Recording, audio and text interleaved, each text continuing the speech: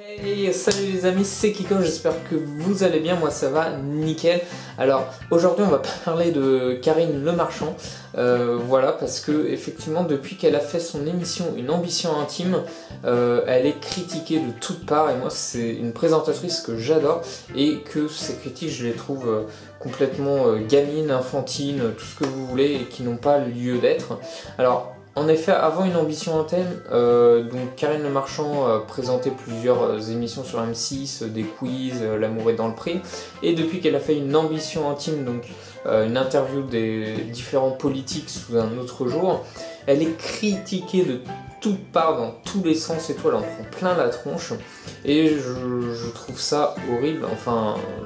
je comprends pas en fait, je comprends pas, et en fait, j'ai noté les exemples, donc il y a Sophia Aram sur France Inter qui a critiqué L'amour est dans le pré, parce qu'en plus, maintenant que L'amour est dans le pré a repris, et que c'est venu après Une ambition intime, et du coup il critique aussi, en fait, tout ce que va faire Karine Le Marchand est bon pour lui en envoyer plein la tronche. Donc il y a Sophia Aram sur France Inter qui a critiqué L'amour est dans le pré en caricaturant un petit peu le malheur des différents agriculteurs qu'on peut voir dans l'émission. On a Dany, un ancien agriculteur, qui tout d'un coup, il y a une polémique et tout, il a dit je vais me faire un peu d'argent, je vais me faire du blé, il est agriculteur, ok, qui se réveille et qui se met à critiquer Karine. Benoît Hamon qui a critiqué Une ambition intime parce qu'il n'a pas voulu y aller. Mazarine Pinjot qui a critiqué Une ambition intime également sur le plateau de Ruquier, je crois, on ne peut pas au NPC là, je sais pas quoi. Ouais, bon. Donc voilà, je suis. Pour moi c'est de la jalousie pure et dure parce qu'en fait, Karine Le Marchand a voulu faire Une ambition intime, un nouveau concept sur la politique mais qui n'est pas trop politique, une interview des politiques sur leur vie,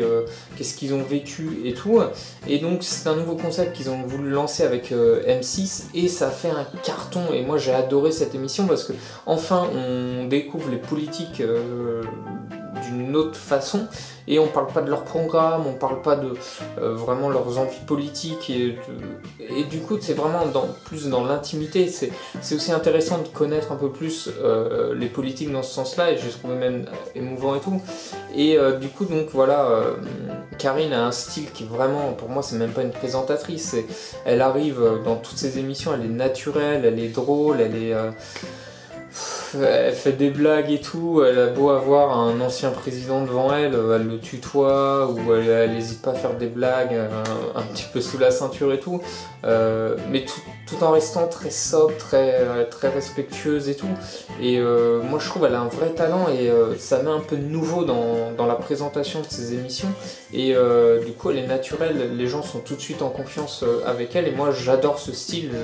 c'est enfin quelque chose de nouveau et ça se voit aussi quand elle va en plateau sur les différentes émissions aussi, que voilà, elle est vraiment naturelle et tout, donc c'est une présentatrice que j'aime beaucoup, que je pense sincère et naturelle, et du coup voilà, c'est juste de la jalousie de tous ces journalistes politiques qui sont jaloux parce qu'elle a fait une émission alors qu'à la base elle n'est pas dans la politique, qui a cartonné. Donc je trouve ça voilà juste de la jalousie gratuite et se défouler comme ça parce qu'on est jaloux, parce qu'on n'a pas eu l'idée, parce qu'elle est meilleure qu'eux, parce qu'effectivement je trouve qu'elle est meilleure qu'eux.